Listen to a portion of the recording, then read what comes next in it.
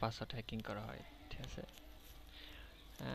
আচ্ছা, আমরা দেখি যে কীভাবে কোডটা কাজ করে। প্রথম পাইথনে একটা লাইব্রেরি ইনপুট করলাম, ছিল র্যান্ডম।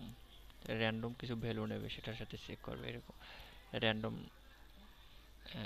একটা লাইব্রেরি নিলাম, সেখান থেকে আবার ইউজার ইনপুট নিলাম একটা। সেখান থেকে আমরা কিছু একটা লিস্ট নিলাম, লিস্টের ভিতর রাখলাম স্মল লেটার, রাখলাম ক্যাপিটাল লেটার, এবং 0 থেকে 9 পর্যন্ত, এবং একটি সিম্বল রাখলাম।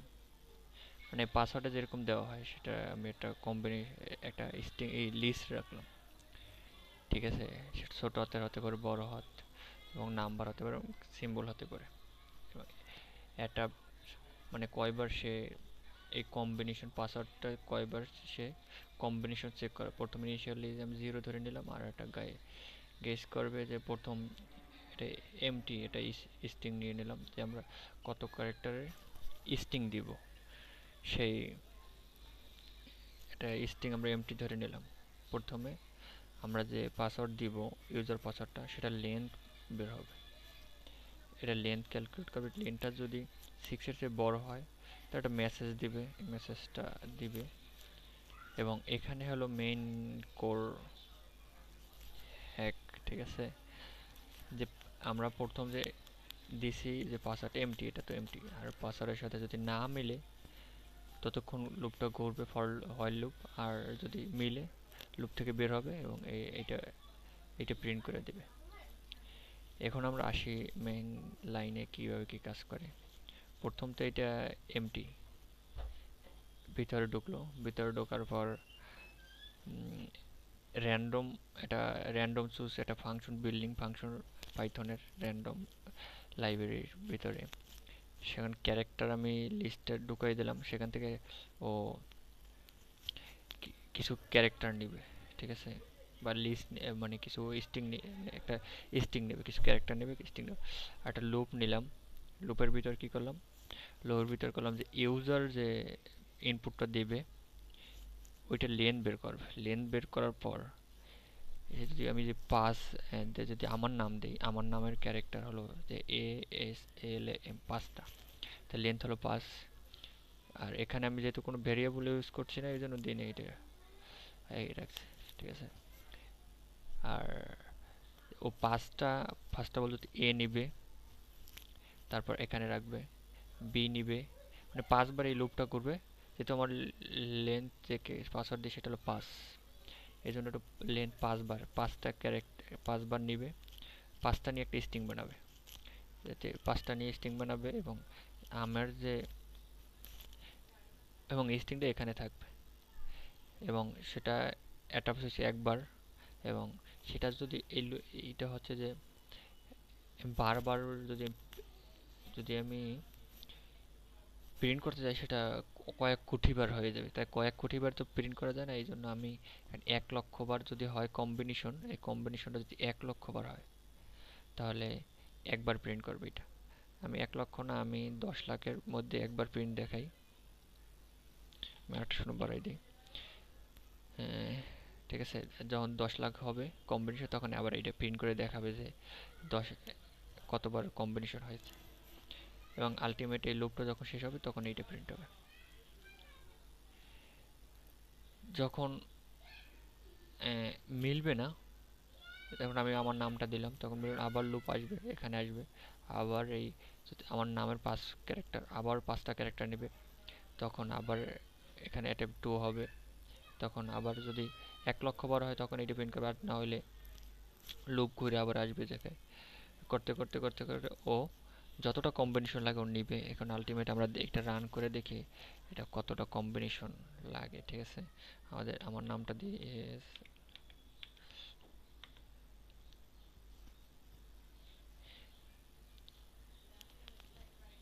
মোটামুটি আমরা দেখি কতটা কম্বিনেশন লাগে, ঠিক আছে।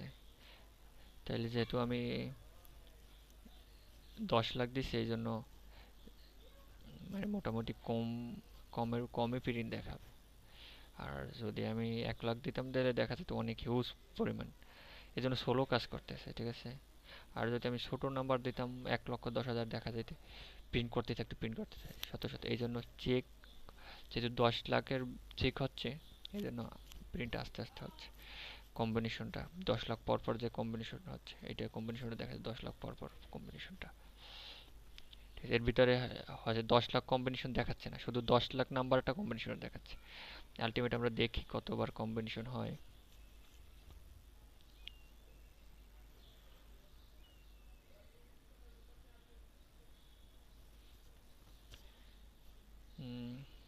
এবং আমি আলটিমেট এখানে দেখি কম্বিনেশন কত হবে। কম্বিনেশন হবে এখানে আমাদের যে কয়টা ক্যারেক্টার থাকবে এবং তার পাওয়ার হবে যে পাসওয়ার্ড আমার নামটা দিছি ওইটা। দেখেন এখানে 26, 56, 52, 54, 57, 58, 59, 60, 61, 62, 63, 64, 65, 66, 67, 68, 69, 70। তাহলে এখানে 70টা, 70 ইন পাওয়ার 5, মানে আমার নামের ক্যারেক্টার 5, তাহলে 70 পাওয়ার 5 যতটা কম্বিনেশন হয় সেটা অনেক হিউজ কম্বিনেশন। ঠিক আছে, আমি ভিডিওটা এখানে স্টপ করি, আমরা রেজাল্টে দেখবো যে কতবার কম্বিনেশন হয়। আলটিমেট আমাদের 1.68 বিলিয়ন বার কম্বিনেশন হবে, তারপর আমার পাসওয়ার্ডটা সে শো করবে যে আমার পাসওয়ার্ডটা এইটা দিছিলাম আমি, এইটা হয়েছে। সেটা হলো 1.68 বিলিয়ন বার সে কম্বিনেশন নিবে এখান থেকে কম্বিনেশন নিবে এবং আমার নামের সাথে চেক করবে। তারপর সে আলটিমেট রেজাল্টটা দেখবে। আলটিমেটে আমি পাসওয়ার্ড যে দিছি এটা তো আলটিমেট কম্পিউটার জানে না, সেটা তো জানি আমি পাসওয়ার্ড দিছি আমার নেম, কিন্তু আলটিমেট ও কম্বিনেশন মিল হবে কত 1.668 বিলিয়ন বার, তারপর ও দেখাবে। আমি যদি এখানে দেখা ছোট সংখ্যা দিতাম তাহলে দেখা যাইতো যে হিউজ টাইম লাগতো ওর কম্বিনেশন মিলাইতে। এই জন্য আমি একটা বড় 10 লাখ সংখ্যা দিয়েছি, 10 লাখ পর পর এটা ও প্রিন্ট করে দেখাইতেছি। 10 লাখ পর পরে যতটা প্রিন্ট হচ্ছে সেটা 10 লাখ পর পর। ঠিক আছে, আমি দেখতেছি মোটামুটি ভালো সময় লাগবে।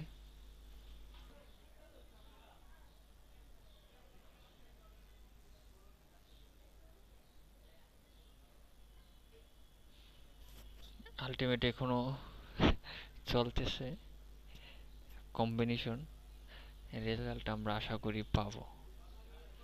আলটিমেট আমাদের যদি আমি মিনিট হিসাব করি, সেকেন্ড হিসাব করি, তাহলে কত দেখাতে পারে আমাদের 1.68 বিলিয়ন ভাগ 10 লাখ, মোটামুটি